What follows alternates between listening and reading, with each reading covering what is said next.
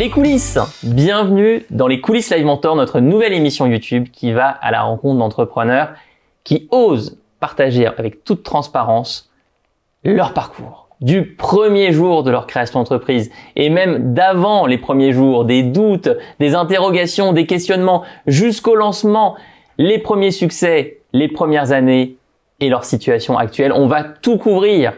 Et je suis ravi d'accueillir pour cette première émission Fabienne Salette-Lefebvre. Bonjour Fabienne.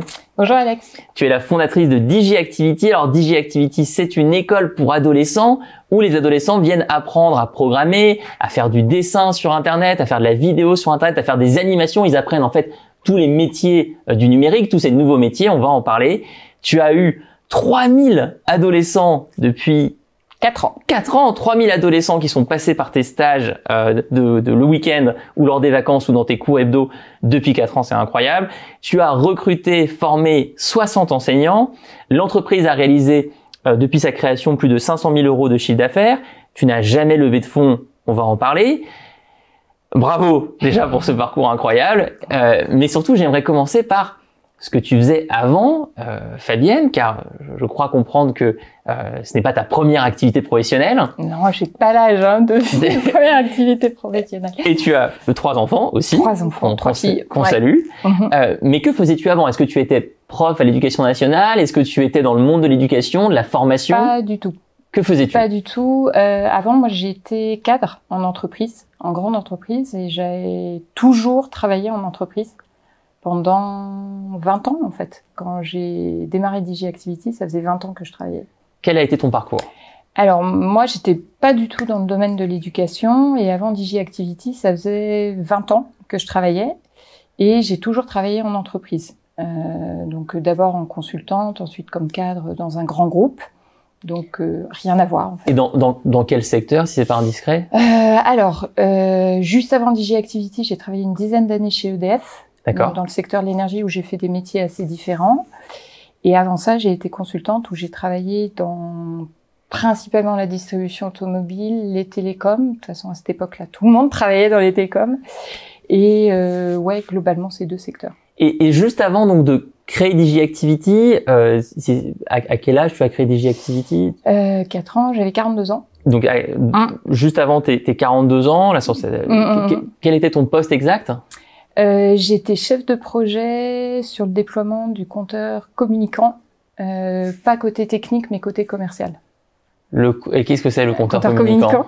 C'est un truc, ça paraît dingue parce que on se dit c'est bizarre que ça faisait pas ça depuis tout le temps, mais quand tu as un compteur électrique chez toi qui mesure ta consommation et jusqu'à ce qu'on le remplace par un compteur communicant, il faut que quelqu'un vienne pour relever ta consommation. D'accord. Ou pour mettre en service ton électricité, etc. Donc tu t'occupais donc de ces compteurs qui mesurent l'électricité qui est consommée. Plus de ce qu'on allait faire avec, pour proposer des choses aux clients qui expliquent l'intérêt d'avoir un compteur communicant plutôt qu'autre chose. Et alors, qu'est-ce qui s'est passé? Ce métier te plaisait plus? Alors non. T'aimais ce métier? Ouais. En fait, ce qui s'est passé, ça a été en 2 étapes. Il y a eu un moment où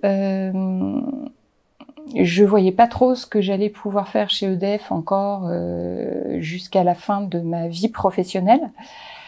Moi, ma vie professionnelle, ça a toujours été un vrai épanouissement, vraiment des trucs où globalement, je me suis éclatée. Et je pense que quand je suis arrivée vers 40 ans, je me suis rendu compte, j'avais l'impression d'avoir déjà beaucoup travaillé, mais qu'il me restait normalement autant, voire plus d'années à passer dans ma vie de boulot. Et je me disais, je vois pas comment je vais continuer à me lever le matin en me disant super, je vais bosser. J'ai eu la chance à ce moment-là d'avoir un chef qui s'est rendu compte de ça et qui m'a proposé un coaching que j'ai fait. Et en fait, à la fin de ce coaching, j'étais persuadée que je pouvais rester encore 20 ans, 25 ans chez EDF et que ce serait génial. Mais j'avais toujours eu, je vais dire plutôt le fantasme de créer ma boîte. Et je me suis dit que globalement, si je le faisais pas là maintenant, j'allais le regretter, quoi. Donc c'est un coaching dans le cadre de ton activité salariée qui t'a fait t'interroger sur l'étape d'après et qui t'a donné envie de monter une entreprise.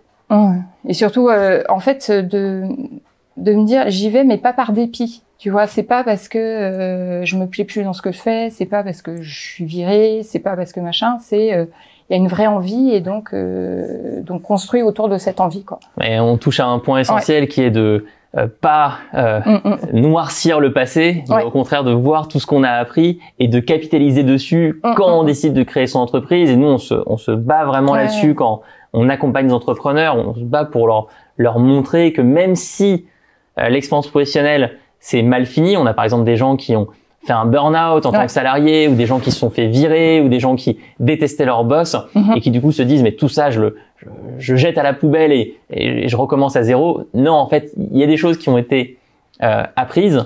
Et il faut capitaliser dessus. Mais toi, alors dans ton cas, en fait, ça s'est très bien passé. C'est-à-dire que la transition a été douce. Mais à quel moment, une fois qu'on a décidé de vouloir entreprendre et de quitter ce beau parcours en tant que salarié, à quel moment on trouve une idée, à quel moment on se dit ok, mes 10 prochaines années, ça va être les ados? Alors, pour moi, ce qui s'est passé, c'est que, je me rappelle très bien, d'ailleurs c'était à peu près il y a 5 ans en fait, on discutait avec mon mari de nos évolutions professionnelles et moi je savais que le poste que j'avais là de chef de projet, un projet ça s'arrête. Donc je savais que dans 1 an, globalement, j'aurais fini ce boulot-là. Et je lui ai dit, écoute, je pense que dans 1 an, quand j'aurai fini, je vais m'arrêter. Je vais prendre une année sabbatique, un truc comme ça. C'était important aussi de le dire et de l'annoncer parce que moi, on m'a toujours proposé des boulots. Et comme beaucoup de choses m'intéressent, moi, quand on me propose un job, généralement, bon, il y en a que j'ai refusé, bien sûr, mais je voulais pas justement me remettre dans la spirale de tu finis un truc, on te propose autre chose, t'enchaînes. Puis là, il me dit, bah ouais, ok, super, mais pourquoi faire? Je lui dis, bah écoute, je pense que j'irai faire un peu de bénévolat. Et puis bon, il y a quand même cette idée d'entreprise que je veux creuser. Et ce qu'il m'a dit à ce moment-là, il m'a dit, écoute, qu'est-ce que t'as vraiment envie de faire, quoi? Faire du bénévolat ou créer une boîte? Je lui ai dit, créer une boîte. Et il m'a dit, écoute, si c'est ça, ok, tu t'arrêtes dans 1 an, mais tu te mets tout de suite à travailler sur ce projet, quoi, parce que ça va te prendre du temps, donc tu démarres. Donc là, en fait, j'étais un peu emmerdée quand même. Et je me suis dit, bon, ok, j'ai l'envie, comment je m'y prends? En fait, je suis partie de deux idées, 2 pistes un peu différentes. La première qui était une forme de solution de facilité. Moi, j'ai été 10 ans consultante, c'est un métier que je connais, donc et le côté de dire, je me mets à mon compte comme consultante indépendante. Freelance, ouais. Freelance, voilà. Et puis, mon rêve de petite fille. Moi, mon rêve de petite fille, c'était d'avoir une librairie. Moi aussi. On se retrouve sur les livres, donc. Et en fait, c'est l'idée de la librairie. Alors, je me suis très vite rendu compte que si je créais une boîte, c'était pas pour être freelance. Je voulais vraiment créer quelque chose qui ait de l'impact, avec du monde, etc., etc. Pas toute seule. Et une librairie, c'est très compliqué. Et en fait, c'est une entreprise dont les fondamentaux sont très compliqués. Exactement. Et du coup, j'ai vite abandonné l'idée de la librairie parce que j'étais pas prête à prendre le risque financier, tout simplement. Et puis, ça demandait des investissements. Et puis, le côté où tu joues ton chiffre d'affaires, enfin, ta rentabilité, c'est le dernier mois de l'année, quoi. Moi, Ouais, pour qu'on explique à tout le monde vraiment une librairie, il faut comprendre déjà la chaîne de valeur du livre en France. Il y a une partie qui est prise par l'éditeur, une partie très petite qui est prise par l'auteur, une partie qui est prise par le logisticien, à savoir les gens qui envoient les livres, enfin les transportent de chez l'imprimeur, qui lui aussi prend une part du livre vendu. Ils emmènent les livres de chez l'imprimeur jusqu'au libraire. Et puis ensuite, pour les libraires indépendants, il faut trouver comment se positionner par rapport à la Fnac, à Cultura, et c'est hyper compliqué. Très compliqué. Donc j'ai assez vite abandonné cette idée, mais dès le départ, dans l'idée de la librairie, il y avait l'idée d'en faire quelque chose où il se passe des activités dedans, et notamment des activités, je me disais, c'est génial, avec les technologies d'aujourd'hui, on peut faire son livre soi-même. C'est-à-dire, on peut l'écrire, mais on peut l'illustrer, et on peut l'imprimer, entre guillemets. Alors, je parle pas de l'auto-édition, je parle juste de l'impression. Et en fait, c'est ça que j'ai gardé en me disant, moi, ce qui m'intéresse, c'est de proposer ce genre d'activité. Et en creusant ce fil-là et en allant voir du coup, à ce moment-là, je travaillais toujours. J'ai pris pour la première fois de ma vie les RTT auxquels j'avais droit. Donc en fait, t'avais jamais pris tes RTT avant? Jamais. C'est-à-dire que tu prenais pas de jour off Pas de jour off, on était bien servi en congé, donc je prenais des vacances, je veux dire. Mais en gros, moi, quand je suis arrivée du conseil et que je suis arrivée chez EDF, je me suis retrouvée avec 2 fois plus de jours à prendre. Je savais pas quoi en faire. D'accord. Donc en fait, t'as toujours été très bosseuse. Ouais, Ok. toujours. Et donc là, j'ai pris mes RTT, donc 2 jours par mois, où je suis allée voir plein de gens en fait. Tous les gens que je pouvais connaître qui avaient créé leur boîte, tous ceux qui étaient dans un domaine un peu proche, et il y en a que je suis allée chercher parce que c'était des lieux à côté de chez moi. Et du coup, c'est ces différents entretiens qui ont fait mûrir l'idée de faire des activités de création numérique pour les ados. Et une autre dimension quand même qui était de se poser tout de suite la question du modèle économique et donc de viser un modèle sans coût fixe ou avec très peu de coûts fixes. Voilà. Donc phase d'inspiration incroyable, on en parle dans le premier livre de Live Mentor, la méthode Live Mentor, étape numéro 2, l'inspiration, je vais rencontrer du monde. Ouais. T'as osé le faire, t'avais pas peur, t'as envoyé des mails, t'as contacté, quoi. T'es allé te créer ton réseau d'entrepreneurs avant même d'avoir créé ta boîte. Ouais. Et il y a un truc moi qui me paraît important parce que j'ai rencontré pas mal de gens dans cette année, en fait. Il y a des gens qui avaient des idées. Et en fait, quand tu leur demandais c'est quoi ton idée, ils te disaient, ah, mais je veux pas trop en parler en mode, j'ai peur qu'on me pique mon idée. Et moi, j'ai pas fait ce choix-là, mais aujourd'hui, je reste convaincue que... Tu as bien fait. Que c'est la meilleure façon, quoi. Parce que l'idée, de toute façon, tant que tu la mets pas en exécution, elle vaut pas grand-chose. Et que c'est la meilleure façon de récupérer plein d'infos, etc. Mais, tout à fait. Ouais. 100% d'accord. Donc, tu rencontres plein d'entrepreneurs, tu commences à voir naître en toi cette envie, cette passion autour de la transmission de compétences numériques, la programmation, etc. Mais alors, à quel moment les adolescents débarquent dans l'aventure? En fait, ça, on va dire, c'était les premiers 6 mois. Dès les 6 mois suivants, parce que à ce moment-là, ce que j'avais pas vu dans la première phase, c'était des ados. Et donc, dans la deuxième, avant de me lancer, moi, j'ai un passé de consultant, de trucs de machin, donc j'ai fait une étude de marché. Mais je l'ai fait comme je savais que c'était pertinent, intéressant de la faire. Donc, c'est plutôt via des sources primaires et pas de la doc. Donc, pareil, de nouveau, aller rencontrer plein de gens, mais cette fois plutôt des ados. Et là, le challenge, c'était d'arriver à en trouver qui me connaissent pas. C'est-à-dire que je puisse questionner sans qu'il y ait beaucoup de trucs. Et alors, attends, arrêtons-nous 2 secondes, parce que là, tu viens de donner une info qui peut faire gagner beaucoup de temps, beaucoup d'argent à tous ceux qui nous écoutent. Tu viens de mentionner source primaire et non pas documentation. En fait, tu fais référence à une erreur qu'on peut commettre quand on lance sa boîte, qui est d'acheter des études de marché sur Internet.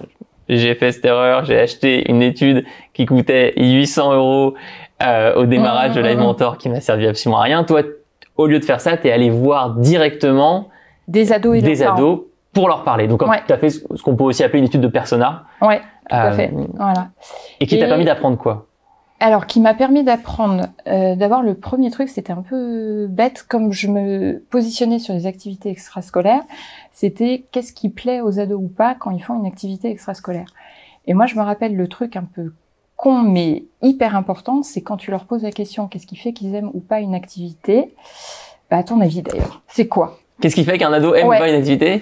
Qui fait comme ça, un cours, un entraînement sportif, un cours quelconque, etc. Est-ce que ses parents lui ont dit de le faire? Est-ce que c'est imposé par ses parents? Ça peut, mais c'est pas ça qui va faire qu'il aime ou qu'il aime pas. Est-ce que c'est rigolo? Est-ce que c'est marrant? Est-ce que c'est récréatif? Pas tellement. Pas tellement. Alors ça, je reviens là-dessus parce que un ado, quand même, si tu lui dis, tu vas passer 1h30 ou 2 heures pour apprendre quelque chose, si c'est ça que tu lui dis, le côté récréatif, c'est important, mais il vient pas pour ça, quoi. Si c'est trop fun et qu'il apprend rien, tu tiens pas la promesse. Les ados, en fait, on les trouve, excusez-moi, chiants, mais en fait, ils sont exigeants. Et du coup, oui, il faut que ce soit sympa, mais qu'est-ce que je te dis? Moi, j'ai pas d'enfant en plus. Non, mais ça me rassure. Ça veut dire que tu vois. Difficile. Mais si j'avais un enfant, si j'avais un ado aujourd'hui, comment est-ce que je choisirais une activité pour lui ou pour elle? C'est vrai, honnêtement, je ferais énormément de projections sur ce que moi j'aurais aimé faire à son âge, et donc je me poserais la question des compétences utiles pour le futur qui vont lui permettre peut-être de créer des choses. Ça, c'est un moteur pour venir. Par contre, le fait que ça leur plaise ou pas, alors ça me rassure parce que ça veut dire que, en fait, ça paraît évident quand tu le dis, mais au début, ça l'était pas. Il faut que l'ambiance soit bonne, au sens où la première raison pour laquelle ils arrêtent, c'est que globalement, ils s'entendent pas avec les gens, ils s'entendent pas avec le prof, les autres élèves, avec les autres élèves, etc. L'activité peut être aussi intéressante qu'on veut. Ils se font des potes, en fait. Ouais, ou la socialisation. Ou juste le fait de passer un bon moment. C'est-à-dire, tu vas, tu sais que tu passes un bon moment. Ce qui est différent de s'amuser, de trucs, de machin. Et en fait, ça, moi, ça m'était, je pense, hyper utile sur le fait de se dire, il faut faire un truc où, certes, ils vont apprendre, mais où ils vont passer un bon moment. Pas forcément s'amuser. C'est ultra intéressant ce que tu dis. Parce que effectivement, ça me fait écho à tous les débats qu'il y a sur la fin de l'école et sur en fait la conclusion qui est plutôt non, l'école va pas disparaître, mais par contre l'école doit être complètement centrée sur l'expérience sociale et sur la création de liens. Et donc c'est ce que tu nous racontes. Et d'ailleurs pour tous ceux et celles qui nous regardent, là ce que tu es en train de nous dire en filigrane, c'est comment j'ai découvert ma proposition de valeur, ma différenciation stratégique. Le truc qui compte le plus dans mon business, ça va être et en fait, c'est trois choses. C'est le lien, et en fait, c'est trois choses. C'est ces trucs-là qui m'ont donné les trois critères, et on les questionne à chaque fin de stage de cours là-dessus. Est-ce que j'ai passé un bon moment? Oui ou non? Est-ce que je suis fière de ce que j'ai créé? Et est-ce que je me sens capable de refaire tout seul ce que j'ai fait pendant le cours? Donc, c'était vraiment ces trois trucs-là, ils sont venus de ces entretiens-là, en fait. T'en as fait combien? Une trentaine. 30 entretiens entre parents et ados. Et en combien de temps? En 3-4 mois. 3-4 mois. Ouais. Et là, t'es toujours salarié. Je suis toujours salarié. Mais dans ta tête, là, tu sais que tu vas partir. Là, je sais que je m'arrête à la fin de l'année. D'ailleurs, je l'ai annoncé, j'avais un gestionnaire carrière, je lui ai dit, écoute, janvier, je suis désolée parce que là, je te dis que je pars, ça se trouve, au bout de 12 mois, je serai pas partie. Il m'a dit, c'est pas grave, t'es très employable. Fais, vas-y. Mais là, à ce moment-là, je savais que j'allais m'arrêter, quoi. Okay. Ouais. Et ça devenait pour toi une attente, ça devenait un peu insupportable de rester. Ce qui était compliqué, c'est le temps, parce que je continue à faire des choses qui me plaisaient, donc moi ça allait. C'était plutôt d'arriver à avoir suffisamment de temps à consacrer au projet. Est-ce que tu avais des moments de doute, des peurs? Est-ce que par rapport à ton entourage, tes filles, tes proches? Plein. Moi, mon plus gros doute, c'était est-ce que ça va me plaire? D'accord. D'être entrepreneur. D'être entrepreneur, parce que je le faisais pour ça quand même. Tu vois, au sens, j'y allais parce que je voulais trouver un truc et c'était tellement différent de ce que j'avais fait. Je me dis, ça se trouve, tu te plantes, c'est pas du tout ce qui est fait bon pour toi. Il y a le fait de est-ce que ça va marcher. Ça reste d'ailleurs hyper présent aujourd'hui. Le côté ça va me plaire, ça c'est bon. Mais tu continues, malgré le fait d'avoir 3000 clients qui sont passés, tu continues d'avoir de temps en temps cette peur. Est-ce que ça va pas s'effondrer du jour au lendemain? Ouais. Alors, pas complètement s'effondrer du jour au lendemain, c'est plutôt de se dire, moi je trouve qu'il faut que ça grossisse encore pour se dire, ça sera vraiment une entreprise pérenne, donc est-ce que je vais arriver à faire grossir assez vite? Et puis quand même le côté de se dire, avoir un truc qui soit durable dans le temps. Est-ce que je vais pas passer à côté d'un truc énorme qui fait que effectivement je vais pas voir que, tu vois, moi j'ai connu l'époque du passage au numérique où tous les labos photos qui faisaient de l'impression papier tu vois, de photos, voilà, donc je me dis bon, pas trop de risques, mais tu vois, de se dire continuer à trouver des trucs qui garderont du sens, etc. Et puis moi il y a un truc tout bête, une grosse partie de ce que je fais, c'est dans les programmes scolaires, parce que je me suis quand même posé la question pourquoi nos enfants n'apprennent pas ça à l'école. Donc je suis allée voir, c'est dans les programmes scolaires, donc je me dis ça serait peut-être bien quand même un jour qu'il n'y ait pas besoin qu'ils aillent faire ailleurs ça et qu'ils l'apprennent effectivement à l'école. Donc dans ce cas-là, voilà. Mais bon, on verra bien. Oui, je pense qu'il y a encore un peu de temps. Il y a un peu de temps, et puis tu vois que les langues, de mise à jour les langues, ça reste, tu vois, aussi des trucs où... Vu la rapidité de mise à jour des programmes scolaires, je pense qu'il y a un peu de temps. Voilà. Et finalement, tu décides d'y aller, tu te lances. À quel moment t'as le déclic?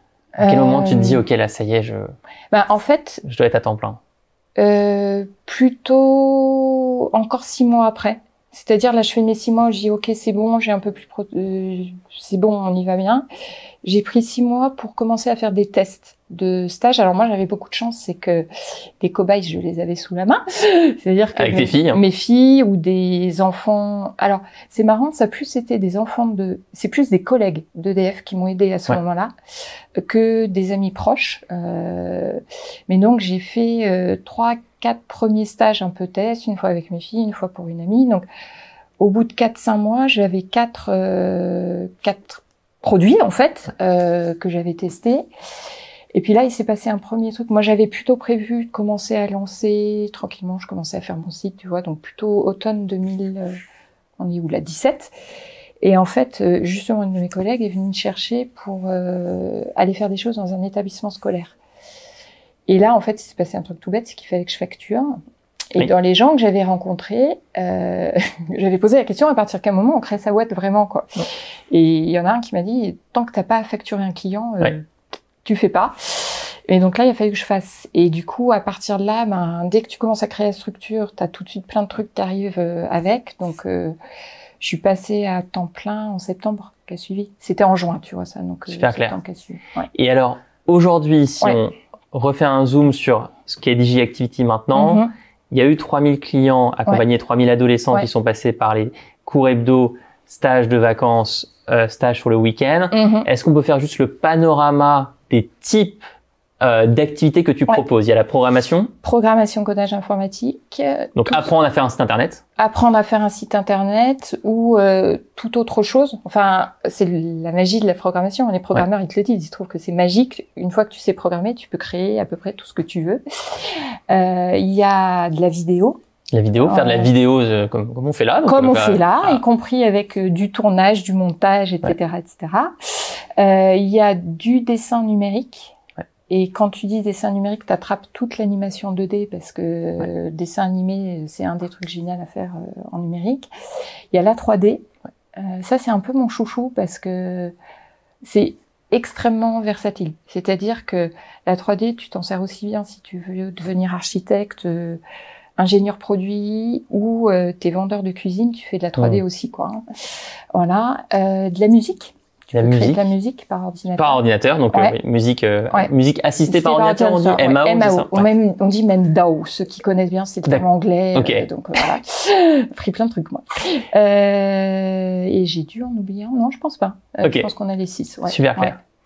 Maintenant, ce que je propose, c'est qu'on va essayer de rentrer dans les quelques éléments qui sont essentiels dans le parcours que tu as eu, qui explique la réussite du projet, qui explique la stabilité de l'entreprise, qui explique que ce soit développé de manière régulière chaque année. Premier élément, on a mentionné en introduction que tu n'as pas levé de fonds. Et quand on analyse en fait ton type d'entreprise, à savoir une école à la fois en présentiel et en ligne, c'est vrai que quelque chose qui est utile pour un entrepreneur qui se lance, c'est que tu n'as pas besoin d'un capital colossal pour te lancer. Et en plus de ça, tu as ce qu'on appelle un BFR qui est plutôt avantageux. On explique pour tout le monde ce qu'est le BFR. Le BFR, c'est en gros le moment où on est payé. Est-ce qu'on est payé par ses clients rapidement ou pas? Et ça dépend des activités. Vous avez certaines activités où vous facturez, vous réalisez la prestation, vous êtes payé au bout de 1 an, au bout de 2 ans, au bout de, on espère pas plus. Mais du coup, votre trésorerie est en difficulté. Et toi, dans ton cas, t'as réussi à être sur un modèle qui est vertueux de ce point de vue-là. Est-ce que tu peux nous expliquer pourquoi, comment? Si on parle du BFR à proprement parler, c'est simplement parce que moi, c'est une activité de service où les gens s'inscrivent. Et en fait, au moment où ils s'inscrivent, ils payent. Mais ils s'inscrivent toujours, généralement, avant que le stage démarre. Et moi, mon autre gros coût, qui est de payer mes intervenants, eux, je les paye quand ça est terminé, entre guillemets, quand ils ont assuré leur prestation. Donc, du coup, j'ai le chiffre d'affaires avant d'avoir les coûts. Comme toutes les écoles classiques, au final. Voilà. Donc ça, et au-delà de l'aspect BFR, c'est indispensable pour pas avoir d'impayés. Parce que... moi, je l'ai vécu une fois, de devoir sortir c'était un cours en ligne des enfants dont les parents avaient pas payé depuis 3 mois. Et d'une part, je me suis dit, je veux plus jamais faire ça, quoi. Enfin, je fais pas ce genre d'activité pour dégager des jeunes d'un cours. Et d'autre part, c'est tellement facile, parce que je pense qu'il y avait de la bonne foi du côté des parents. Ils me disaient, mais on va payer, on va payer, on va payer. Sauf que quand tu fais la prestation, c'est pas comme quand tu commandes un produit, quoi. Tu le payes, tu l'as, tu peux plus, tu le renvoies, t'es remboursé, quoi. Là, ils ont fait le cours, c'est fini, quoi. Absolument. Donc ça, conseil pour toutes celles et ceux qui nous regardent, si vous lancez une activité dans le monde de la formation, si vous êtes en train de lancer une école pour enfants, pour adolescents, pour adultes, vous avez effectivement la possibilité d'avoir des flux financiers qui sont à votre avantage Et c'est parce que ça répond aussi à une demande, c'est-à-dire que l'acte de se former ou de faire inscrire son enfant à un stage, on a envie de l'anticiper. Quand on est parent, on est quand même obsédé par le calendrier. Ça dépend des parents. Ça dépend des parents, mais en tout cas, les parents sont plutôt toujours ouverts à avoir une discussion. Bien sûr. Voilà, et se dire, on se parle là maintenant en janvier, et j'en profite pour vous dire que cet été, on aura telle ou telle activité. Si vous voulez vous enlever de la charge mentale et vous dire dès maintenant, je sais que mon enfant il fera ça, c'est possible. L'inscription c'est maintenant, et puis après ça peut être un acompte, ça peut être la moitié, ça peut être la totalité, mais ça permet effectivement d'avoir des caisses qui sont remplies. Donc toi, tu n'as jamais levé 1 euro. Donc tu as 100% du capital qui t'appartient. Et j'ai créé toute seule. On pourra en parler, mais on va en parler. C'était aussi finalement un vrai choix. Parce que tu n'avais pas envie d'avoir des actionnaires qui te disent quoi faire.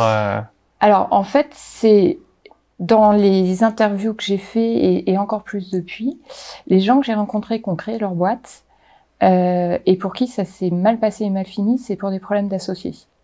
Et il y en a un jour qui m'a dit un truc très vrai. Il m'a dit en fait le problème quand t'as jamais fait ça, t'as peur d'y aller et donc tu t'associes, mais en fait pour de mauvaises raisons quoi. La peur est Enfin, moi, j'écoute toujours mes peurs, mais je prends le temps de regarder qu'est-ce qu'il y a derrière et de dire est-ce qu'il faut en tenir compte ou pas.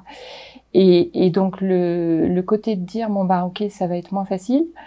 Donc j'ai pas cherché spécialement quelqu'un. J'aurais été ouverte à et je regrette pas parce que en fait, comme je dis, moi j'avais déjà beaucoup de mal à me mettre d'accord avec moi-même.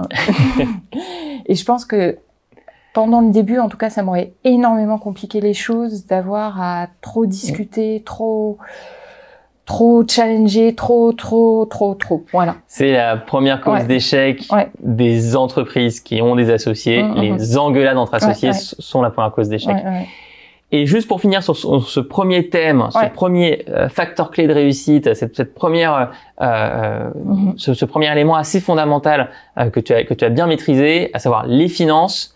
Donc un BFR qui est contrôlé, pas de besoin d'investissement extérieur, et puis sur les métiers de formation, des niveaux de marge qui permettent de vivre, alors qu'ils sont pas c'est pas non plus le luxe, c'est pas pas comme vendre un diamant, mais en tout cas on n'est pas sur ce qu'on appelle des entreprises de centimes, c'est pas ça. Comme du e-commerce. Ou si par exemple je vends des biscuits, tu vois, par exemple on a dans une autre vidéo Augustin Paluel-Marmont, donc le fondateur de Michel Augustin, qui disait mais moi je vendais des biscuits, mais les biscuits on les vend quelques euros, on gagnait 30 centimes dessus. Toi sur quelle est la marge globale de l'entreprise?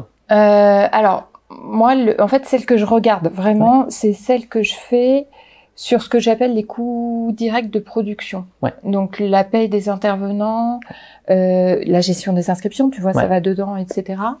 Et là-dessus, l'idée, c'était de dire quand on a enlevé tout ça. Alors, j'ai évolué dans le temps, parce que au début, j'étais plutôt 50%. Et en fait, je l'ai un peu même encore augmenté parce que dans les trucs où j'ai finalement pas fait exactement comme prévu, j'ai probablement eu un peu plus de coûts fixes que ce que j'avais prévu.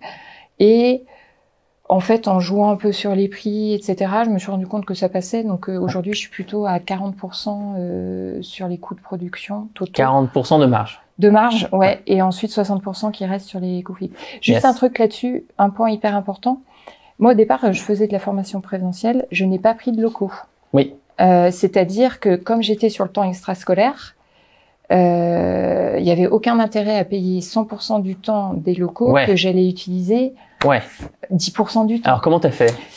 Alors, t'as trouvé donc des locaux que tu louais uniquement le soir. Alors, en fait, ça s'est passé en 2 temps. Le premier, c'est dans les trucs, parfois tu as des coups de bol, des aides.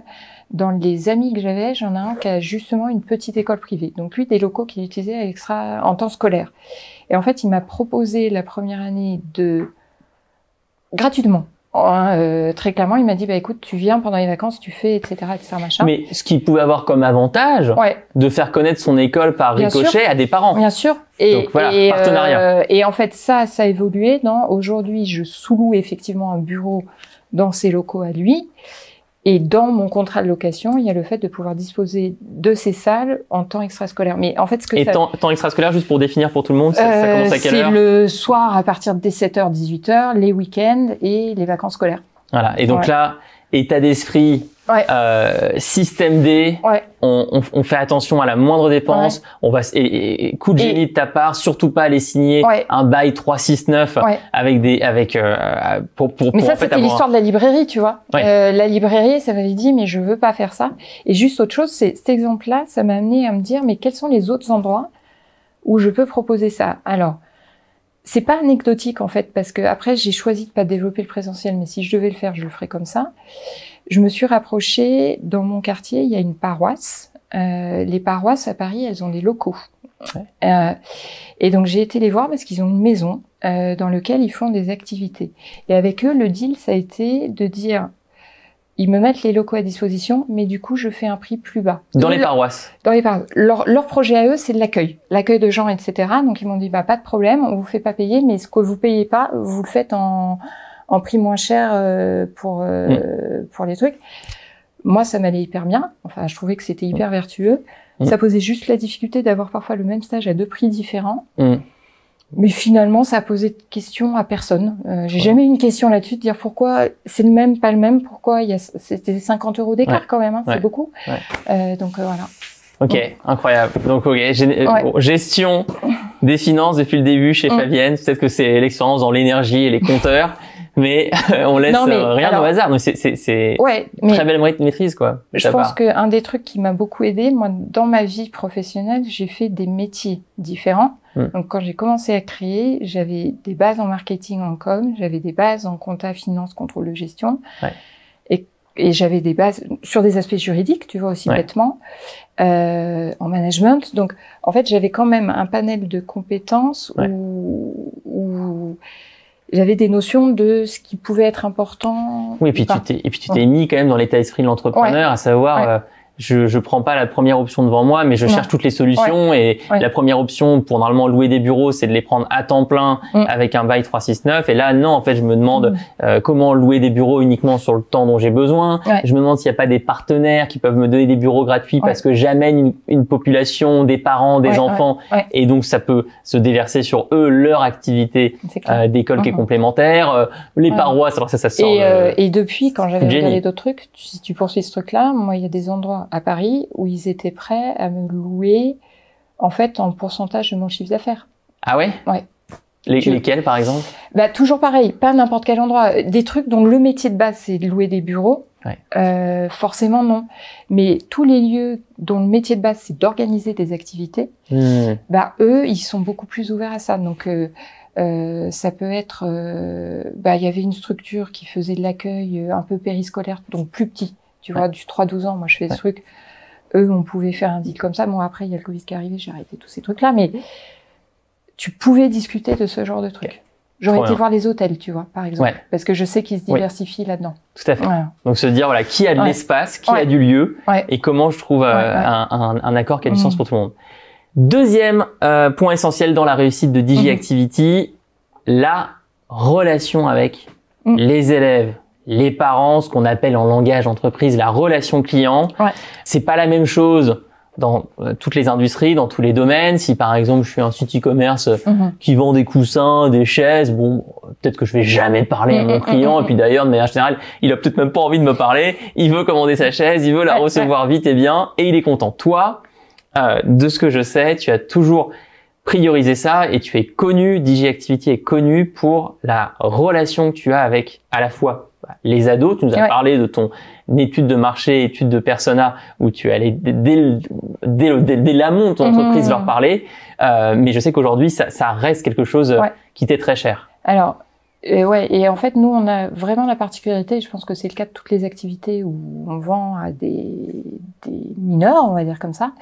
Comme je dis toujours, nous, on a 2 clients. C'est-à-dire qu'on a le parent qui inscrit son enfant et puis on a l'enfant lui-même. Et moi, ça m'a toujours paru hyper important. Pareil, quand j'avais fait mes entretiens, j'avais eu des parents aussi, de bien s'occuper des parents. Comme je dis, moi, je suis du côté des parents. De toute façon, j'ai l'âge que j'ai 3 filles, etc.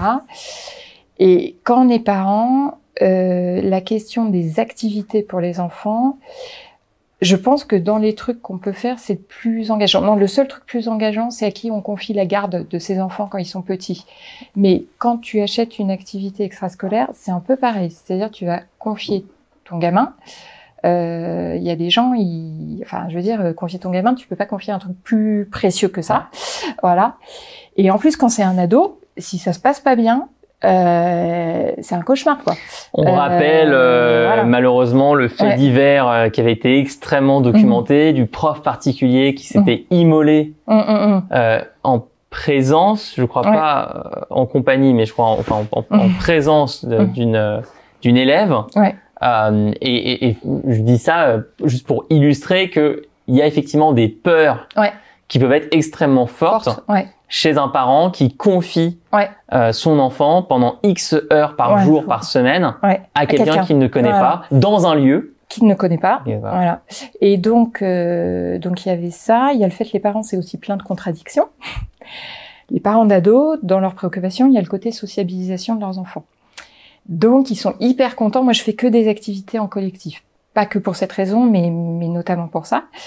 Mais un parent, il va t'inscrire son enfant à une activité collective, et puis au bout de 3 cours, il va t'appeler en disant « Ah oui, mais alors, il s'ennuie, ça va trop vite, ça va trop lentement, machin truc. » Donc, il a toujours la tendance de te demander de transformer ça en cours particulier. Et en fait, voilà quoi, gérer les angoisses et les contradictions des parents... D'abord, moi, il y a un truc où je me dis, je pense que c'est le meilleur service qu'on peut rendre à la société. Je suis un peu bête là-dessus, mais... De calmer les parents. Ouais, mais calmer les parents parce que du coup, ça détend aussi les enfants. Et... Sachant d'ailleurs que, alors, tu ne le proposes pas aujourd'hui, mais on voit apparaître de plus en plus de stages de parentalité. Je pourrais te poser la question plus tard de ce que tu envisages. Un sujet compliqué, mais on pourra en parler. Voilà, mais donc il y avait vraiment ça, de dire en fait, on fait tout pour faciliter la vie des parents, donc répondre. Donc ça veut dire que tu es par exemple très joignable. Téléphone notamment. Téléphone tu as le téléphone sur le site internet.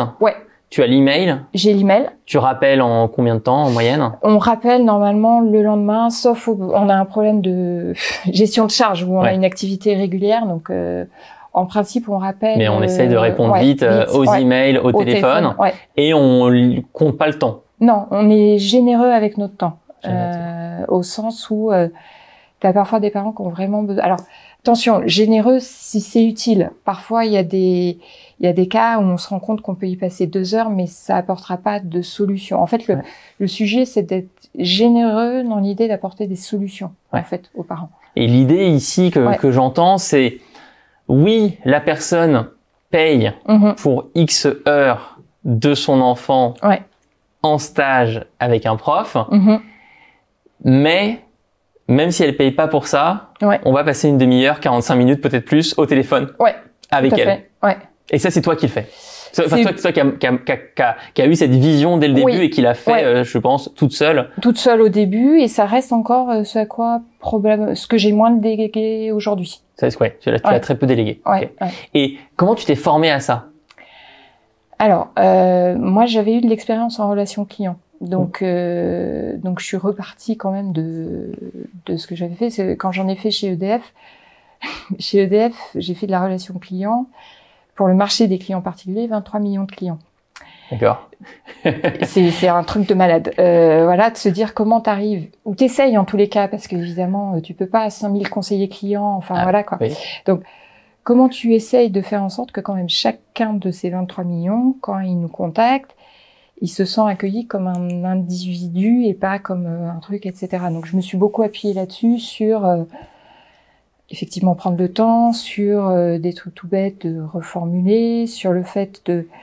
Je reviens sur apporter des solutions, c'est hyper important. Moi, ça m'arrive régulièrement, quand il y a des parents qui m'appellent, qui veulent des choses, leurs enfants sont trop petits, je les renvoie chez des concurrents, tu vois, qui font les petits, et en fait, la réaction que ça suscite quand tu fais ça, c'est incroyable, quoi. C'est bien sûr, c'est une réaction d'amour qui est énorme. Et tu viens de dire un point en filigrane qui est très important. Dans les grandes entreprises, si on est passé par une grande entreprise dans sa carrière, on peut avoir vu ce que j'appelle des playbooks, à savoir des règles métiers, des règles métiers très détaillées. Ouais. Et le problème de la grande entreprise, c'est qu'elle a les règles, mais elle a du mal à les appliquer. Oui. Parce que 23 millions de clients à gérer, 5000 conseillers, faire appliquer l'essence du métier partout, c'est pas possible. Et donc souvent, ce qu'il faut bien comprendre, c'est que la grande entreprise, elle a des soucis de relation client, elle a des soucis d'expérience client, non pas parce qu'elle a pas cette philosophie, mais parce qu'elle arrive pas à la dérouler. Ouais. Et toi, ce que tu t'es dit, c'est ok, ça c'est la philosophie, et moi, comme maintenant je suis toute seule, je vais pouvoir faire tout parfaitement. Exactement. Je vais pouvoir appliquer le playbook parfait. Ouais, c'est un peu ça. Oui. Et alors, on a dit que c'était essentiel parce que ça répond à un besoin des parents, pour la peur, l'incertitude, etc. Mais c'est peut-être aussi essentiel dans les grands nombres de l'entreprise, puisque il y a de la fidélité, il y a de la réinscription. C'est ce qui déclenche la fidélité et le réachat, en fait. Et toi, est-ce que tu as des pourcentages que tu mesures sur le nombre de personnes qui décident de se réinscrire, de réacheter, qui reviennent une année sur l'autre? Alors, je les ai pas suffisamment suivis dans le temps pour être avec des chiffres très très précis, mais moi j'ai surtout des belles histoires en fait où je me dis bon, les chiffres si je les sors je vais les retrouver, mais c'est les familles où elles étaient là il y a 4 ans et après j'ai le petit frère, la petite sœur. T'as des familles qui sont là depuis 4 ans. Ouais. Et ça incroyable. Ça c'est hyper chouette où c'est voilà, dans les mails auxquels j'ai répondu hier, une maman en fait qui, alors c'est un peu particulier, normalement on le fait pas, mais je vais essayer de lui rendre service. Son fils a fait 3-4 stages chez nous il y a plutôt 1 an ou 2. Et là, elle a besoin pour sa fille qui est étudiante aux Pays-Bas, qui va avoir des cours de code et qui connaît rien. Donc, tu vois, elle m'a fait un truc. Donc, voilà, ça crée, ça crée vraiment du truc. Il faut que je le mesure un peu plus en chiffres. Et ça, je rappelle à tout le monde de faire un exercice très simple. Vous prenez votre compte en banque et vous regardez toutes les entreprises à qui vous avez confié votre argent, c'est-à-dire toutes les entreprises dont vous êtes cliente. On va tous réaliser qu'on n'est pas client de tant d'entreprises que ça. On est client de 10, 20, 30 entreprises. D'ailleurs, généralement, on va souvent au même restaurant, on va au même coiffeur, on utilise le même site internet pour commander telle ou telle chose. Et donc, il y a un principe stratégique essentiel pour tout entrepreneur, c'est la puissance de la fidélisation. Si quelqu'un a une bonne expérience chez vous, il a aucune raison d'aller ailleurs. Et derrière, ça se traduit par, premièrement, de la sérénité. Je regarde ce qui m'attend dans les 12 prochains mois et je sais que j'ai déjà tant de chiffre d'affaires qui est embarqué par des gens qui me font déjà confiance. Ça se traduit par du bouche à oreille, ça se traduit par du réachat, ça se traduit par des personnes qui dépensaient avant 100 euros, qui maintenant vont dépenser 200 euros par trimestre, par an, par mois chez nous, selon les services, les industries. Et en fait, c'est particulièrement important sur mon activité à moi, où le truc, c'est que le moment où la personne va réacheter, il peut se passer du temps. Ce que je veux dire par là, typiquement, l'enfant pour lequel ils achetaient un moment passe dans les études supérieures, ça arrive pas. Si le petit frère, ça arrive beaucoup, notamment avec les familles recomposées, il peut y avoir des grands écarts d'âge. Et en fait, le truc, c'est qu'il faut qu'ils se rappellent de nous au moment où ils en ont besoin. Tout à fait. Et c'est ce genre d'expérience qui fait qu'ils se rappellent. Parce que sinon, enfin, je veux dire, ça rend hyper humble. Il y a des gens qui achètent chez vous et quand vous les avez au téléphone, ils savent même pas comment vous appeler, quoi. Donc si vous créez pas des moments un peu marquants, ce que tu dis, alors ce que tu dis me fait écho à un de mes pires souvenirs dans mon parcours entrepreneur.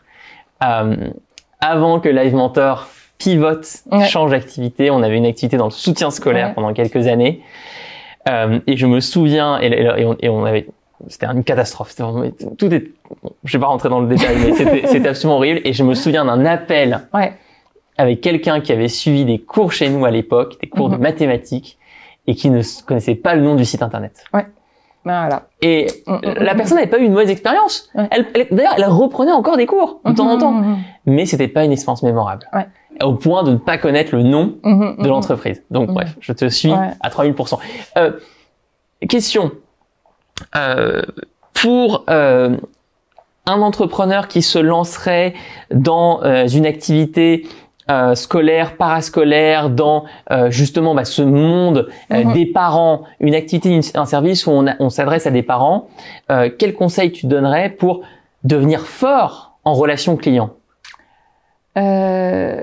Passer il y a un truc tout bête, c'est être sûr que les premiers qui viennent chez toi, tu passes du temps avec eux, à discuter avec eux. Typiquement, moi j'ai mis du temps à faire de la vente en ligne, c'est-à-dire au fait qu'ils puissent payer en ligne. À un moment, pour s'inscrire, il fallait téléphoner, machin truc, c'était laborieux. Mais au début, quand t'as pas beaucoup de clients, si le peu que t'as, tu prends pas le temps d'échanger un peu, discuter avec eux, parce que c'est là où tu captes vraiment toutes les choses qui sont importantes pour ceux qui viennent acheter chez toi. Parce que, tu vois, dans l'étude que j'avais faite avant, j'avais eu plein de choses intéressantes, mais c'était pas exactement mon persona quand même. Donc, du coup, de prendre toutes les occasions de discuter avec tes premiers clients, tes premiers trucs, etc., y compris, ce que je disais, les gens de ton entourage, c'est pas ceux que t'attends qui t'aident. Moi, ce que je disais, c'est plus mes collègues d'EDF qui m'ont aidé que mes amis proches, à l'exception de celui qui est à l'école, que je remercie ici. Cours du Pont-de-Pierre, je le signale, école pour enfants, pour qui le système scolaire traditionnel convient pas. À Paris. Et du coup, tu vois, ces gens-là, ils étaient aussi prêts à discuter, etc. Donc, de savoir ça, et ensuite, de coup, après, de structurer un peu quand même d'écrire. C'est quoi les questions clés, principales qui reviennent un peu tout le temps, sous une forme ou sous une autre, etc. Donc les procédures. Les procédures, le persona. Tu vois, juste écrire un persona, je l'ai refait récemment, mais comme je l'ai refait là, c'était pas forcément pas le même que celui que j'avais fait au début, parce que t'as plus de matière, plus de choses, etc. Super clair. Voilà. Troisième thème qu'on va aborder maintenant et sur lequel on va essayer de vous donner à celles et ceux qui regardent la vidéo des clés à mettre en œuvre dans vos entreprises respectives. Se faire connaître alors qu'on a zéro légitimité, zéro réputation, zéro expérience dans ce domaine. Comment se faire connaître? Comment arriver au stade où on a en quelques années 3000 adolescents qui sont passés par les stages du week-end ou hebdo? Se faire connaître sur Internet, c'est une partie de la réponse, c'est même toute la réponse pour toi. Je rappelle encore une fois que avant, la seule manière de se faire connaître, c'était d'imprimer des affiches, de faire de la publicité à la télé, de faire de la publicité à la radio. Aujourd'hui, il y a d'autres manières, d'autres moyens de se faire connaître qui existent, beaucoup moins coûteux. Et j'aimerais finaliser l'introduction de cette longue question par l'exemple d'Academia. Donc, dans la grande industrie qui est la tienne, il y a un acteur qui est très connu, qui est donc Academia, soutien scolaire, une entreprise qui existe depuis des décennies et qui est connue notamment pour envahir les métros chaque année, partout, tout le temps. Mais pour quelqu'un qui se lance, c'est impossible ça. C'est impossible d'acheter une campagne dans le métro. On rappelle les prix, 15 000 € en moyenne. À minima. Moi, j'ai même pas regardé, donc. T'as pas regardé? Moi, je l'ai regardé. 15 000 €. Je te crois. C'est 15 000 € à minima pour une campagne dans le métro. Fabienne, toi, tu as fait autrement. Comment? Alors, moi, je suis partie du principe que je m'adressais aux parents, parce que quand même, à un moment, c'est eux qui choisissent, qui payent, qui machin, et que les parents d'ados, il y a 4 ans, et c'est encore vrai aujourd'hui, ça le serait peut-être pas éternellement, leur mode de recherche, c'est Google, quoi. C'est Internet, c'est trucs, c'est machin. Je t'interromps 2 secondes là-dessus avant que tu nous détailles ce que tu as fait sur Google. Pour toutes les personnes qui regardent, qui ont des activités, que ce soit des cours particuliers, des séjours linguistiques, des colonies de vacances, quoi que ce soit, où il y a un enfant et un parent, ce que tu viens de nous dire, savoir que c'est le parent qui paye peut faire gagner un temps fou. Je ne compte plus le nombre de projets que nous avons reçus en formation Live Mentor et qui rencontraient des grandes difficultés parce qu'ils essayaient de parler à l'élève. Et donc, ils avaient créé toute leur communication comme ça, avec du tutoiement, avec une manière de parler qui, malheureusement, pour le parent, n'est pas du tout adaptée. Bref, donc déjà, c'est choisir à qui on s'adresse. Moi, c'est un des trucs qu'on m'a le plus dit. Quand je me suis lancée, on m'a dit « Ah, mais les ados, c'est génial, tu vas pouvoir t'adresser directement à eux sur les réseaux sociaux, etc. » Moi, j'en avais à la maison, j'avais fait mes études de persona, donc je me suis dit « Ouais, l'ado de base, quand même, il sait s'occuper tout seul. » Donc, si tu lui demandes ce qu'il veut faire pendant les vacances et s'il cherche comment s'occuper pendant les vacances, la probabilité qu'il arrive sur mon genre d'activité existe, mais pour une proportion réduite, quoi. Il préfère sortir avec ses copains, trucs machin, etc., etc. Donc, aussi très très vrai pour les ados dont on peut penser qu'on peut arriver à les attraper par ailleurs. Et bravo pour ton, je dirais, indépendance d'esprit. Tu as mentionné qu'il y avait plein de personnes autour de toi qui disaient de faire l'inverse, de communiquer auprès des ados directement. Mais toi, tu t'es fait confiance déjà à toi, ton expérience de maman. Puis je voyais pas comment faire autrement. Et puis ton persona, tu l'as dit, tu avais fait ton étude de persona. Et ça, c'est ça qui compte, il faut le dire. Quand on commence à s'interroger sur comment faire connaître sa boîte, tout le monde a un avis. Mon père a un avis, mon oncle a un avis, ma tante a un avis, tout le monde a un avis. Le seul avis qui compte, c'est au final celui du persona. Donc, tu te dis, voilà, il cherche sur Google. Il cherche sur Google. Donc, en fait, j'ai commencé par faire de l'AdWords et ça marchait plutôt. Mais t'avais de l'expérience là-dessus? Non. T'avais jamais fait de campagne de publicité Google? Non, mais donc le truc qui est quand même bien, d'abord, c'est que je sais pas. Enfin, c'est peut-être parce que moi, je suis plus à l'aise avec ce genre d'outils de ça. Je trouve que on pourrait reparler de Facebook. Moi, les pubs Facebook, toujours eu énormément là. Je trouve ça hyper compliqué. AdWords, je trouve que c'est relativement simple. On rappelle à tout le monde, AdWords, c'est donc la régie publicitaire Google. C'est quand vous tapez quelque chose sur Internet, comme par exemple cours adolescent Paris. Il y a des premiers résultats qui apparaissent, avec qui sont un des petit résultats truc annonce. Voilà. C'est ça, qui sont des résultats payants. Et on peut donc, en tant qu'entrepreneur, tout à fait, commencer avec un budget de 1 euro. Ouais, moi c'est ce que j'ai fait. Tu vois, j'ai fait au début, j'ai dû dépenser 300 € sur 3-4 mois, quelque chose comme ça. Et tu as eu des adolescents qui se sont inscrits? J'ai eu pas beaucoup, mais tu vois, ça m'a aidé à regarder ce qui se faisait. Donc après, j'ai continué et optimisé pas mal ça. Et en fait, à un moment, si c'est un peu con parce que là, tu payes pour quelque chose. Mais si tu fais du référencement naturel, ça va bien fonctionner aussi. Et en fait, mon déclic de référencement naturel, tu expliques ce que c'est référencement naturel? Référencement naturel, c'est les résultats qui sont juste en dessous des résultats payants. Donc sur une première page résultats Google, on a les 3 premiers résultats qui sont payants. Et puis juste après, on a tous les résultats gratuits. Et donc moi, mon déclic, ça a été, je pense, je sais plus quand, mais il y a eu un moment, dans les appels que j'avais, il y avait beaucoup de gens intéressés par le codage informatique et en fait, la plupart des parents me disaient « Ouais, j'ai envie que mon enfant fasse un stage de codage informatique, mais j'y connais rien. Donc comment choisir ?» Et il y a eu un moment, je me suis dit « Bon, vu le nombre de fois où je raconte ça au téléphone, je vais écrire un truc, comment choisir un stage de codage informatique pour ados ?» Et en fait, cet article-là a cartonné.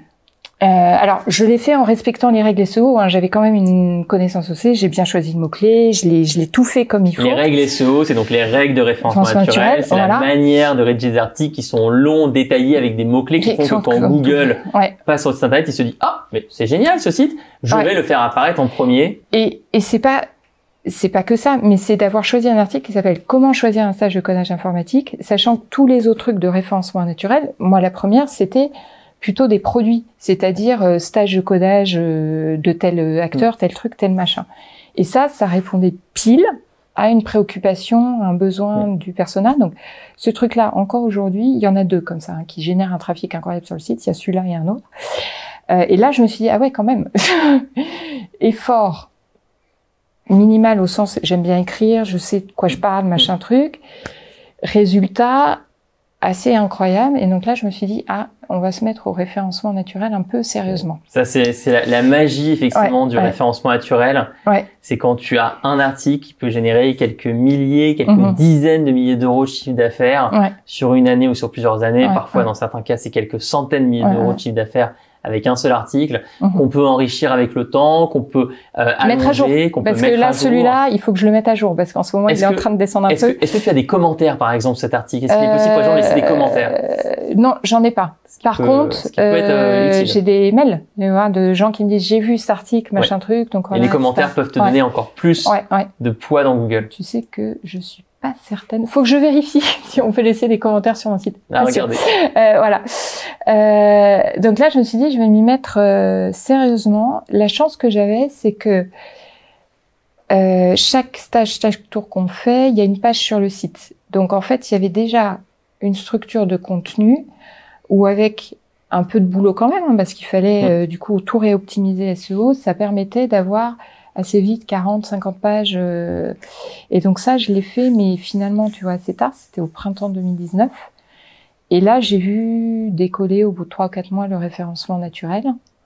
Après, on est tombé dans d'autres problèmes, genre Covid, machin, donc on a un peu négligé ça. On le retravaille maintenant dans l'idée de refranchir cap. Et donc incroyable, t'as réussi à développer cette entreprise, 3000 clients avec au final que du marketing digital, du référencement naturel, du référencement payant, mais en fait tout est sorti de ta tête, quoi. Enfin quasiment, enfin toute la stratégie. Tu la possèdes, c'est-à-dire qu'on sent que tu es en maîtrise du sujet, tu es pas dépendante de quelqu'un, tu as maintenant des prestataires avec qui tu travailles, tu as une petite équipe qui s'occupe de ton marketing, mais la stratégie tu la maîtrises, c'est-à-dire que tu es en contrôle, ce qui est quand même très important quand on est à la tête de sa boîte. Après, tu vois, quand tu dis stratégie, moi, ce à quoi ça me fait penser, et ça, c'était un vrai changement par rapport à ce que j'avais connu les 20 années avant, c'est quand même, certes, de penser, mais d'aller vite sur l'action, quoi. Et moi, c'est quand même vraiment un truc où du coup, depuis 4 ans, je fréquente d'autres entrepreneurs, d'autres trucs, et parfois, j'en vois qui se posent la question pendant 6 mois du nom de leur boîte. Et moi, le nom de DigiActivity, c'est un repas en famille, brainstorming, machin truc. Il est pas exceptionnel, mais il est ce qu'il est. Il avait le mérite, il est très bien. Il avait le mérite surtout d'être libre complètement, c'est-à-dire qu'il y avait les noms de domaine. Nom de domaine, il n'y avait pas, et la marque, il n'y avait pas. Donc je me suis pas beaucoup cassé la tête dessus, quoi. On voit malheureusement parfois des entrepreneurs qui, mal conseillés, vont acheter un nom de marque avec 20 000 euros, avec quasiment tout leur budget, et alors qu'on s'en fiche un petit peu. Peut-être toute dernière question sur le marketing digital, la manière de te faire connaître sur Internet. Aujourd'hui, tu accélères en plus du référencement payant, du référencement naturel. Tu as une newsletter, on en parlera peut-être un peu plus en détail après sur un autre thème, mais tu as cette newsletter qui est active et tu commences à faire des événements en ligne aussi avec des influenceurs parents, avec des parents qui ont des communautés autour d'eux. Alors ça, c'est en fait pour préparer justement la génération d'après. Pas que, mais quand même si, avec le concept de dire, moi aujourd'hui, mes clients, ils sont effectivement globalement sur Internet, Google, ça marche, et éventuellement un peu sur Facebook, pas forcément beaucoup sur les autres réseaux sociaux. Et je me suis rendu compte qu'il y avait effectivement sur Instagram notamment des vrais influenceurs parentalité, ce que tu évoquais. Et du coup, j'ai j'en ai contacté quelques-uns pour voir s'ils étaient partants pour faire un live avec moi sur des sujets qui résonnent avec ce que je fais chez DigiActivity. Donc on en a un premier où c'est une dame que j'aime beaucoup, Amélie Jeanne. Elle a un compte où elle fait des mini BD sur ses relations avec ses filles. Donc elle, ça va être plutôt sur le sujet comment elle les fait, le dessin numérique. Et en fait, tu te dis les choses sont bien faites. Il y a sa fille de 13 ans qu'elle met en scène dans ses BD, qui fait elle-même du dessin numérique et qui a bien voulu être dans le live. Donc ça va être un truc, on va voir, mais ça va être un truc un peu, du coup, les deux générations. Et elle a appris sans sa mère, la gamine. Donc ça va être intéressant de la voir parler de ce qu'elle fait. Et puis un autre en janvier, là, avec un vrai influenceur avec beaucoup de monde, que j'ai été chercher parce qu'il a notamment des enfants plus petits. Et moi, ça m'intéressait d'avoir un live où on parle d'élever ses enfants avec les écrans, où lui, il a la vision, il a des enfants de 4-7 ans, moi j'ai l'âge juste après, qui est quand même un vrai sujet pour les parents d'aujourd'hui. Quoi. Bravo, ça crée des très très beaux chantiers que tu es en train d'adresser. Et un dernier chiffre pour clôturer ce thème-là, quel est le pourcentage de ton chiffre d'affaires que tu affectes au marketing ? Alors, aujourd'hui, à peu près 10%. 10%, donc pour que tout le monde comprenne, ça veut dire que si je réalise un chiffre d'affaires de 100 000 euros par an, je mets 10 000 euros en marketing. C'est un ratio qui est extrêmement sain, extrêmement efficace, voire extrêmement conservateur. C'est-à-dire que tu pourrais... On va dire que tu vois, j'ai pas levé de fonds, pas de trucs comme ça, mais que effectivement... j'ai pas mis un gros budget. Mais c'est magique. C'est assez magique. C'est vraiment le signe d'une entreprise qui est très résiliente, qui ne va pas du tout faire faillite, parce que c'est une entreprise qui grandit et qui fait son chiffre d'affaires sans investir beaucoup en marketing. Et c'est là où, si vous êtes au démarrage de votre projet et que vous vous rendez compte que, attention, 50% de votre chiffre d'affaires est affecté au marketing, aux dépenses sur Facebook ou autre, il va falloir se poser la question de la marge et ça peut être très très difficile d'en vivre. Quatrième et avant-dernier facteur clé de réussite, Fabienne, la digitalisation. Le terme galvaudé, le terme très utilisé depuis le Covid, le confinement. Tu as commencé avec une activité 100% en présentiel et avant même le confinement, tu as fait une transition. Qui a opéré ce basculement vers des stages en ligne via de la visioconférence, via Zoom, tout simplement. Alors, je suis restée sur Zoom. Pourquoi, comment? Pourquoi? Parce que j'ai eu la bonne idée de faire une formation Live Mentor au printemps 2019 et dans les choses que mon coach m'a pas mal bousculé, mais dans les choses où il m'a bousculé, il y avait sur le fait de faire des cours en ligne. Et moi, j'ai commencé à lui expliquer, forte de mon persona, sociabilisation, sortir de chez soi, machin, à lui expliquer pourquoi ça ne marcherait pas. Et je me suis quand même entendue à un moment, et je me suis dit, mais t'es en train de faire du mauvais marketing, quoi. C'est-à-dire penser que ce qui vaut pour toi, machin truc, donc allez, tu reprends ton bâton, tu vas leur poser la question. Donc j'ai fait une petite enquête en ligne, et effectivement, elle a révélé que tout ce que moi je voyais, c'était des freins, mais c'était pas des choses incontournables, et qu'il y avait effectivement beaucoup de gens pour qui, de toute façon, la question se posait pas de choisir entre présentiel ou en ligne, simplement parce que là où ils habitaient, le présentiel n'existait pas, quoi. Donc, on a démarré nos premiers cours en ligne en septembre 2019. On a démarré vraiment avec les cours hebdo parce que ça nous semblait plus adapté, au sens où, dans un agenda d'adolescents bien occupés, même pour ceux qui sont en région parisienne, éviter du temps de trajet, c'était quand même confortable.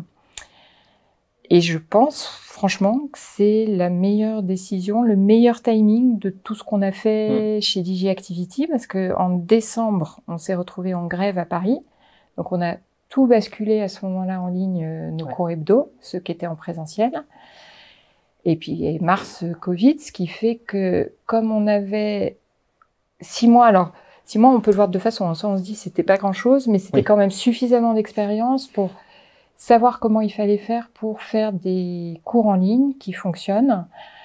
Donc, si je me rappelle bien, le confinement, c'est 17 mars. Nous, on a démarré premier stage en ligne le 24, une semaine après.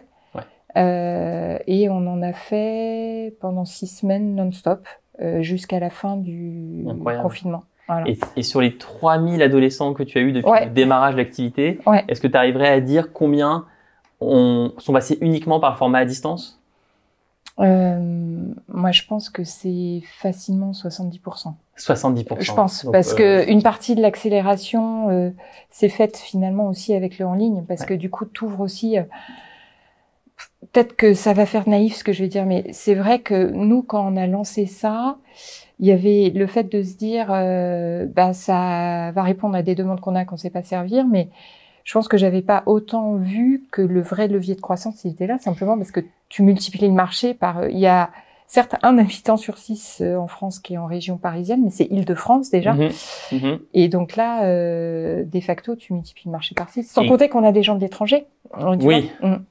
Oui, donc tu parlais de quelqu'un aux Pays-Bas tout à l'heure. Pays-Bas, pays du Maghreb, les expatriés, français, aux États-Unis, on a eu Chine. Et quand on sait se faire connaître sur Internet, ce qu'on a vu tout à l'heure, ça marche aussi. Si tu avais eu une manière de te faire connaître qui était de faire des événements sur Paris, tous les salons, tu aurais dû apprendre à te faire connaître différemment pour toucher des gens à Lyon, à Marseille ou à l'étranger. Mais là, en fait, tu faisais déjà du référencement naturel et du référencement payant. Il suffisait de dupliquer les campagnes pour commencer à récupérer des personnes situées n'importe où. Ça a également un impact en termes de je dirais de facilité opérationnelle, c'est-à-dire que tu as, si toutes ces personnes-là étaient venues en présentiel, il aurait peut-être fallu prendre une deuxième. Et ben en fait c'est troisième local. Le plus gros gain, c'est ça en fait. C'est la souplesse que ça donne sur le fait de pouvoir cumuler les stages, parce que par nature, cette activité se concentre sur certaines périodes, sur certains horaires, et donc, à un moment, en présentiel, t'es limité par ta capacité d'accueil physique. En ligne, tu prends un autre compte Zoom, et c'est bon, quoi. Et avec en plus le côté hyper réactif au dernier moment. Quand je parle des 6 semaines qu'on a fait, mais finalement, on a gardé ça après. Nos stages de vacances, quand il y en a un qui est complet, on s'est rajouté tout de suite un deuxième groupe. Et en plus, la beauté du chose, s'il y en a un qui est complet, on rajoute un deuxième groupe. Il suffit qu'il y ait un tout petit peu d'inscrits sur celui-là pour faire 2 groupes et retrouver de la capacité d'accueil. Et ça, si c'était pas en ligne, on sait pas faire. Voilà. Tout est dit. Voilà. 5e et dernier facteur clé de réussite, la marque, la notoriété, la réputation. Alors, on en a parlé de manière détournée, mais les parents. Ouais. Les parents, il y a un sujet de peur qui est très fort chez eux. Et donc, la confiance qu'on a envers l'interlocuteur, elle peut effectivement venir de la relation client, on a évoqué, le temps qu'on passe avec ces personnes au téléphone. Et puis, aussi notre réputation, de ce que les gens disent de nous, de ce qu'ils peuvent voir à propos de notre activité sur Internet. D'ailleurs, dans le monde de l'éducation, les écoles les plus célèbres, je pense Poudlard chez Harry Potter, mais de manière plus proche de nous, la Sorbonne, ou Harvard, ou Stanford, ou les écoles Montessori, par exemple, c'est des marques qui sont extrêmement installées. D'ailleurs, il y a un truc assez incroyable, par exemple, chez Montessori, c'est tu penses à inscrire ton enfant dans une école Montessori avant même la naissance de ton enfant. Oui, donc ta décision d'achat, elle est prise, mais 6 ans à l'avance. Tu te rends compte de la puissance de la marque. C'est incroyable, incroyable. Donc moi, la question que j'ai pour toi, c'est comment tu as réussi à créer une marque autour de DigiActivity et je sais que tu es en train de faire des efforts assez importants pour la consolider, la développer.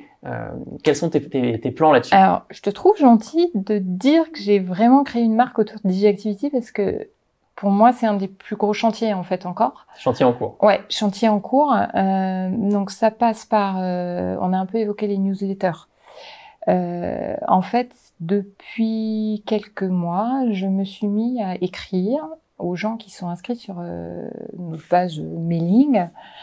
Et en leur écrivant des choses, j'ai envie de dire qui n'ont rien à voir avec mes stages, au sens où dans les mails que j'ai fait récemment, il y en a un, comment aider son enfant à trouver son stage de 3e. Là, c'est période de Noël, je viens d'en faire un, comment choisir un ordinateur pour un ado. Il y en avait un qui était éviter les vacances PlayStation ou TikTok. Et où globalement, finalement, j'apporte de la valeur. Enfin, je peux le dire maintenant, j'y croyais pas avant, mais vu les réactions que j'ai eues, je pense que j'apporte de la valeur,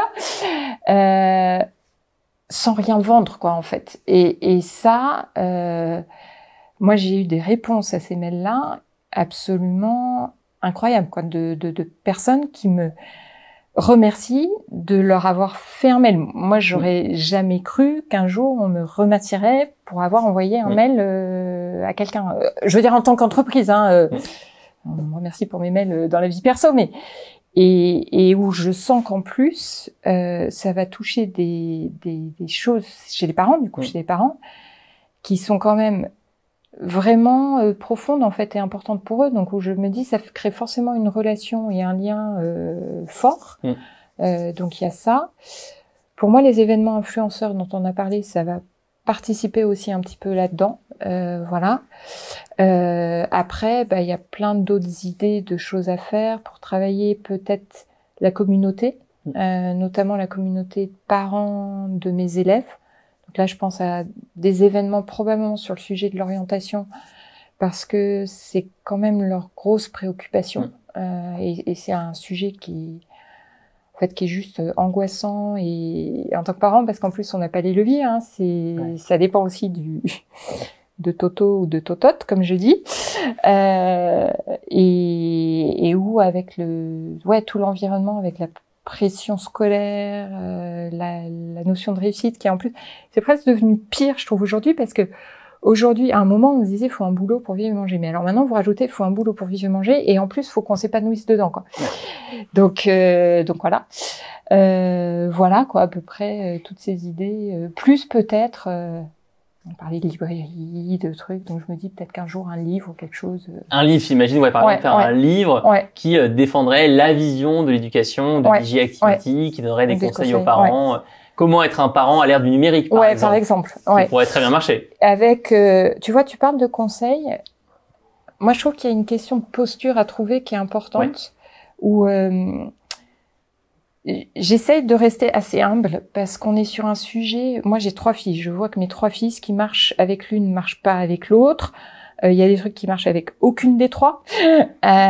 Donc, j'essaye d'être plus dans le partage d'expérience que en posture de dire il faut faire, etc. Parce que quand je dis moi, je suis du côté des parents. En fait, si vous regardez bien, quand vous êtes parent, vous vous prenez des injonctions tout le temps. Tout le temps. C'est mais de tout et partout, quoi.